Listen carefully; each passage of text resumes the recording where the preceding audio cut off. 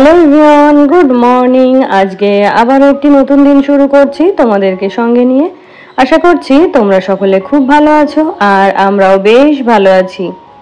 আজকে হলো রবিবার আর এখন ঘড়িতে বাজছে সকাল 6টা।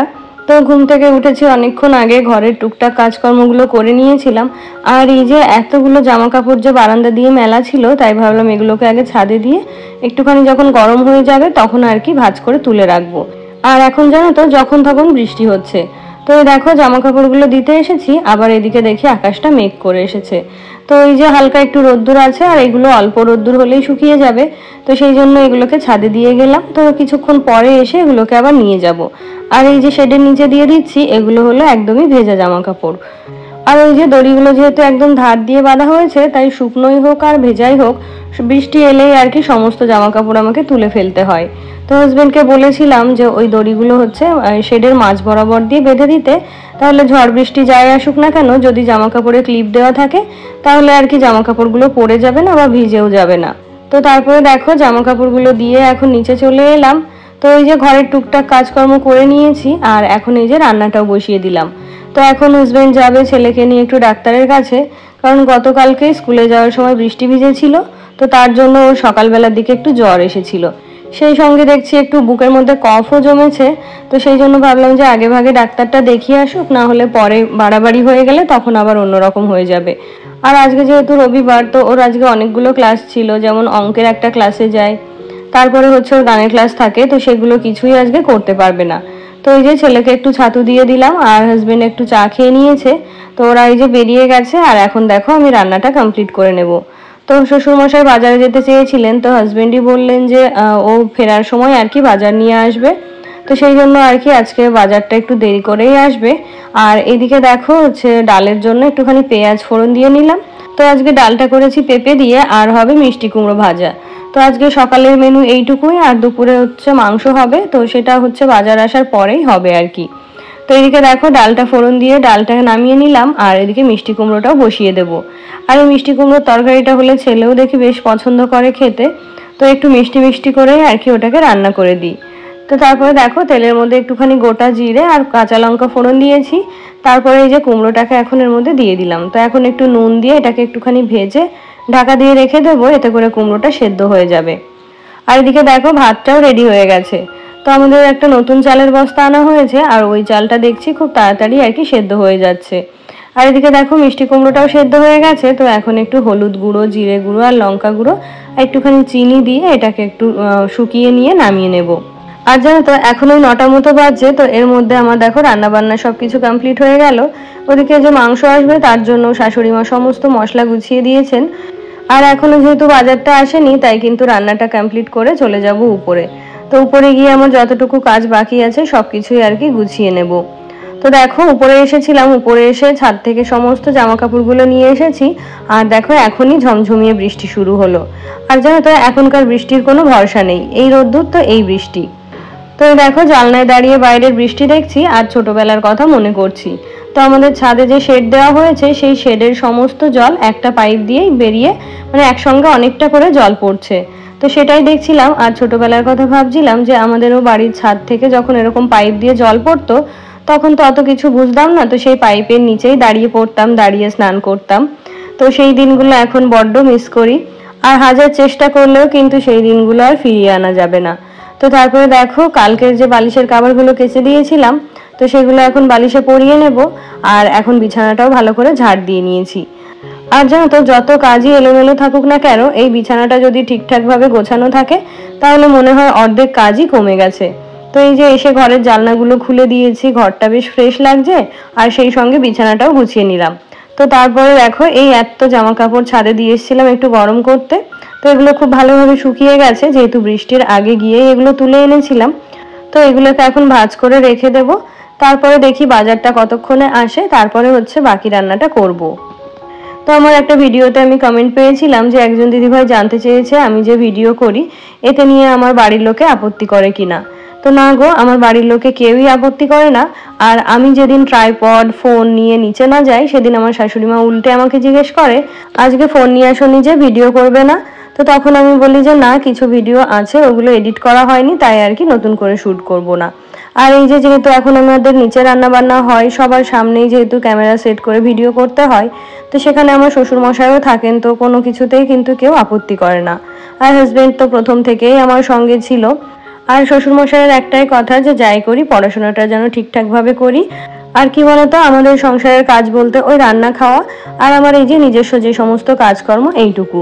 তো যেহেতু হাজবেন্ড রয়েছে, ছেলে রয়েছে, তো ওদের এই যে এই ধরনের কাজগুলো তো আমাকে এগুলো করতেই হয়। তো এই কাজগুলো ছাড়াও আর তো আমাদের সংসারে কোনো এক্সট্রা কাজ নেই। আর যতটুকু যা আছে আমরা শাশুড়ি বৌমা মিলে ভাগে যোগে করে ফেলি। তো সেই জন্য আর কি আমার এই ভিডিওতে কেউ কোনো আপত্তি করে না বা কোনো অসুবিধাও হয় না। তো তারপরে দেখো এই যে জামা কাপড়গুলো ভাঁজ করে নিয়েছি, সেই সঙ্গে বিছানাটাও ঝাড় দিয়ে দিলাম। আর জানো তো আমার সবসময় এরকম টান টান বিছানা দেখতেই বেশি ভালো লাগে। আর কি হয় বলতো, বাড়িতে যেহেতু ছোট বাচ্চা রয়েছে, সেই জন্য চাইলেও কিন্তু সবসময় বিছানাগুলো এত সুন্দরভাবে রাখা যায় না। তো এই যে জামা কাপড়গুলো ভাঁজ করেছিলাম সেগুলো এখন গুছিয়ে জায়গা মতো রেখে দিলাম। আর জানো তো আমাদের এই ঘরের জানলাগুলো যখন খোলা থাকে, তো তখন জানো তো ওই গাছবে, ইঁদুর, তারপরে অনেক পোকামাকড় চলে আসে। তো সেই জন্য চেষ্টা করি জামা কাপড়গুলো খুব সাবধানে যত্ন করে রাখতে। আর এখন দেখো জানলাগুলোকেও খুলে দিলাম। তো এখন যেহেতু এই যে বৃষ্টি হচ্ছে ঘন ঘন, তাই আর কি জানলাগুলো বেশিক্ষণ খুলে রাখা যাচ্ছে না। ওই একটু হলেও বৃষ্টির জল ঘরে চলে আসে, আর ওই যে জলটা যখন বিছানায় এসে পড়ে তখন ঘরে জানো তো বিছানা দিয়ে একটা ড্যামানো গন্ধ হয়ে যায়। তো সেই জন্যই আর কি জানলাটা সবসময় একটু বন্ধ করে রাখতে হয়। আর ওই যে সকাল থেকে যদি একবারও জানলাটা না খোলা হয় তাহলে ঘরের মধ্যে কেমন একটা গুমোট ভাব হয়ে যায়। তো সেই জন্য দেখো কিছুক্ষণের জন্য সমস্ত জানলাগুলো খুলে দিয়েছি, তারপরে এসে আবার জানলাগুলোকে বন্ধ করে দিতে হবে। তো তারপরে চলে এলাম এই যে বাবার স্টাডি রুমে। তো এই রুমটাও এখন একবারে গুছিয়ে দেব। আর এই কাজগুলো এখন করে নিচ্ছি কেন বলো তো, যেহেতু বাজার আসতে দেরি হচ্ছে, তাই কিন্তু রান্না কমপ্লিট করতেও অনেকটা দেরি হবে। তাই যদি ওই যে কাজের ফাঁকে এইগুলো গুছিয়ে রেখে যায় তাহলে কিন্তু রান্নাটা কমপ্লিট করে এসে স্নানটা সেরে নিতে পারবো। তো তারপরে দেখো এখানে আজকে ভাবছি সোফাটাকে একটু ডিপ ক্লিন করব। তো এই যে আগের সপ্তাহে কাভারগুলো খুলে দিয়েছি, আর আজকে ভাবছি সোফাটাকে খুব ভালোভাবে মুছে নেব। যেহেতু এরকম ডার্ক কালারের সোফা, তাই জানো তো একটুখানি ধুলো পড়লেই ধুলোগুলো বড্ড চোখে লাগে। আর সেদিন যেহেতু সময় ছিল না, তাই আর কি সোফাটাকে ভালো করে মোছা হয়নি। তো তোমরা হয়তো দেখে থাকবে অনেক দিনই হলো সোফাটাকে ভালো করে মুছিনি। তো আজকে ভাবছি একটু কলিন দিয়ে এই লেদারটাকে খুব ভালোভাবে মুছে নেব। আর এই দেখো তোমরা দেখলে হয়তো বুঝতে পারবে এর উপর দিয়ে সাদা সাদা ধুলোর আস্তরণও পড়ে রয়েছে। আর কি জানো তো, এই সোফাটার যে ফুল কাভারেজ কাভারটা রয়েছে সেটা পাতলে কিন্তু একেবারেই ভালো লাগে না দেখতে, মানে কালারটা এমনই ডাল। তো সেই জন্য সেটাকে আর ব্যবহার করতে ইচ্ছে করে না। আবার যে নতুন একটা কিনবো সেটাও করতে পারছি না, কারণ মধ্যবিত্ত পরিবারে যখনই হিসাবের বাইরে গিয়ে কিছু একটা করব তখনই কিন্তু সেটা বিলাসিতা হয়ে যাবে। আর কি বলতো, অনেক জিনিস দেখেই তো ভালো লেগে যায়, পছন্দও হয়ে যায়। তো সেই যে জিনিসটা দেখে পছন্দ হয়ে গেল আর সেটাই কিনে নিলাম, এটা কিন্তু খুবই একটা বাজে অভ্যাস। তো একটা সময় দেখা যায় যে একই রকমের জিনিস অনেকগুলো জমা হয়েছে, তো সেগুলো ঠিকঠাক করে ব্যবহারও করা যায় না। আর এই যে অল্প জিনিসেই যদি ঘর বাড়িগুলোকে সুন্দরভাবে সাজিয়ে রাখা যায় তাহলে কিন্তু সেটা দেখতেও ভালো লাগে আর সেই সঙ্গে রুচিশীলতারও পরিচয় দেয়। না হলে আমার দেখো ছোট্ট ঘর বাড়ি হলো, তার মধ্যে অতিরিক্ত জিনিস কিনে আমি ঘরটাকে বোঝাই করে রাখলাম, তো তখন কিন্তু দেখতে একদমই ভালো লাগে না। তো দেখো এই যে বড় সোফাটাকে একদম ভালো করে ক্লিন করে নিয়েছি, আর দেখতেই তো পেলে কতটা নোংরা হয়েছিল। আর এখন যে সিঙ্গেল সিটার গুলো রয়েছে ওগুলোকে ভালো করে ক্লিন করে নেব। তো রইলো বাকি ওই যে সোফার দুই সাইড দিয়ে, তারপরে পিছনের দিক। তো এই সোফা মুছতে গেলে অনেকটা সময় কিন্তু বেরিয়ে যায়। তো সেই জন্য প্রত্যেকদিন আর কি এই কাজগুলো করা যায় না। আর কি বলতো, যেহেতু কাঠের ফার্নিচার বা কাচের ফার্নিচার ওগুলো তো স্মুথ হয়, তো ওগুলো মুছতে গেলে যেন খুব তাড়াতাড়ি আর কি মোছা হয়ে যায়। আর এটা যেহেতু লেদারে, তো যখন এই কাপড়টা দিয়ে মুছতে যাচ্ছি তখনই কিন্তু এই কাপড়টা এর সঙ্গে চিপকে যাচ্ছে। তো সেই জন্য এটাকে মুছতেও যেন তো একটু প্রেশার লাগছে। তো এই দেখো সোফাগুলোকে সরিয়ে এখানে জায়গা করে নিয়েছি, আর সামনে পিছন দিয়ে এগুলোকে খুব ভালোভাবে ক্লিন করে নেব। আর জানো তো আমার এই যে কলিনটা ব্যবহার করছি এর স্প্রেটা প্রথম থেকেই যেন ডিস্টার্ব করে, আর এটা স্প্রে করতে গেলে ডিস্টার্ব করে। তো ভাবছি কতদিনে এটা শেষ হবে আর কতদিনে একটা নতুন কলিন নিয়ে আসবো। তো চলো এবারে তোমাদের কিছু কমেন্ট পড়ে ফেলি। তো আমার গত ভিডিওতে কমেন্ট করেছিল লেটস ডান্স আইডি থেকে দিদিভাই। তো দিদিভাই লিখেছে খুব ভালো লাগলো ভিডিওটা আর অনেক ভালোবাসা রইলো। তো তুমিও আমার অনেক ভালোবাসা নিও দিদিভাই, আর তোমাকে জানাই অসংখ্য ধন্যবাদ। আমার গত ভিডিওতে আরও কমেন্ট করেছিল শর্মির ইজি রেসিপি থেকে। তো লিখেছে খুব ভালো লাগলো ব্লগ ভিডিওটা। তো অনেক ধন্যবাদ দিদিভাই তোমাকে। তো তো তারপরে দেখো এখানে সোফাটাকে খুব ভালোভাবে ক্লিন করে নিয়েছি। আর এখন রইলো বাকি এই সেন্টার টেবিলটা। তো এটাকে এখন ভালোভাবে মুছে নেব। আর এরই মধ্যে কিন্তু হাজবেন্ড বাজার থেকে চলে এসেছে। তো এখন আমাকে আবার যেতে হবে নিচে রান্না বান্না করতে। তো এর মধ্যেই কিন্তু আমার উপরের সমস্ত কাজ গুছিয়ে নিয়েছি। তো আমার বেডরুম ক্লিন করেছি, তারপরে বাকি রুমগুলোও ক্লিন করেছি। আর এখন এই যে সোফাটাকে ডিপ ক্লিন করলাম। তো এবার দেখো রান্নাঘরে এসে রান্নাবান্নাটা শুরু করে দিয়েছি। আর এখন জানো তো ঘড়িতে ওই 12টা মতো বাজছে। তো অনেক দিন পরে এত বেলা করে দুপুরের রান্নাটা শুরু করলাম। তো এই যে পেঁয়াজ আদা রসুন সমস্ত কিছুই কেটে ধুয়ে পরিষ্কার করা ছিল। আর এখন আমি আমার সুবিধা মতো এগুলোকে কেটে নিচ্ছি। আর এখন দেখো মাংসের জন্য একটা মশলাও তৈরি করে নেব। আর এই যে কিছুটা কাঁচা লঙ্কা দিয়ে দিলাম, আর বাকি ঝালটা দেবো ওই গুঁড়ো লঙ্কা দিয়ে। তো তারপরে দেখো এদিকে এসে দেখি শাশুড়ি মা দুপুরের ভাতটাও বসিয়ে দিয়েছিল। আর এখন যদি ভাতটা না বসানো হতো তাহলে কিন্তু দুপুরের খাওয়ার সময় হতে হতে ভাতটা হতো না। তো সেই জন্য ভাতটা ওইদিকে শিফট করে দিয়েছি। আর এইদিকে দেখো চিকেনের জন্য মশলা তৈরি করে নিচ্ছি। তো যেহেতু চিকেন রান্না হবে তাই জন্য কিন্তু খুব বেশি সময় আমার লাগবে না। আর আমার গত ভিডিওতে কমেন্ট করেছিল সৌমি দত্ত দিদিভাই। তো দিদিভাই লিখেছে নতুন বন্ধু হলাম তোমার, আর খুব ভালো লাগলো তোমার ভিডিওটা।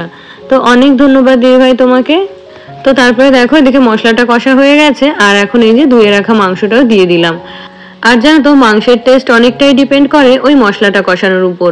মশলাটা যদি ঠিকঠাকভাবে কষানো না হয় তাহলে যত ভালো করেই মাংসটা রান্না করি না কেন বা মাংসের মধ্যে যত কিছুই দিই না কেন একদমই কিন্তু খেতে ভালো লাগে না। তো এদিকে দেখো ওই যে বললাম যেহেতু চিকেন, তো খুব তাড়াতাড়ি আর কি রান্নাটা হয়ে গেল। আর এদিকে তরকারিটাও নামিয়ে নিয়েছি। তো চলো এবার রান্নাঘরটা পরিষ্কার করে ফেলি। আর আমার গত ভিডিওতে আরো কমেন্ট করেছিল নুসরাত খান। তো নুসরাত লিখেছে যে আপু বাংলাদেশ থেকে তোমার ভিডিও দেখছি, লাভ ইউ। তো লাভ ইউ টু আপু, আর এভাবেই আমার পাশে থেকো। তো তারপরে দেখো এদিকে গ্যাসটাও মোছা হয়ে গেছে আর রান্নাঘরটাও ক্লিন করে নিয়েছি। তো চলো এবারে হাত মুখ ধুয়ে চলে যাই উপরে। উপরে গিয়ে কিন্তু আর অন্য কোনো কাজেও হাত দিতে পারবো না, আর কোনো কাজও আমার পড়ে নেই শুধুমাত্র পুজো দেওয়া ছাড়া। তো তারপরে দেখো স্নানটাও সেরে নিয়েছি। আর এখন যাব ঠাকুর ঘরে। ঠাকুর পুজোটা কমপ্লিট করেই তারপরে নিচে চলে যাব খাওয়া দাওয়া করতে। আর জানো তো একটা মজার বিষয় হলো আমার এই চ্যানেলে রিয়া দাস নামে দুজন বোন আমাকে কমেন্ট করে। তো একজন লিখেছে নাইস দি, আরেকজন লিখেছে যে দিদিভাই তোমার ওই বেডশিটের যে লিঙ্কটা দিয়েছিলে ওটা আমি খুঁজে পাইনি। তো তোমাদেরকে অসংখ্য ধন্যবাদ। আর ওই লিঙ্কটা আমি আমার কমিউনিটিতে আরো একবার দিয়ে দেব। তাহলে বন্ধুরা আজকের ব্লগটি তবে এখানেই শেষ করছি। দেখা হচ্ছে আরো একটি নতুন ব্লগের সাথে।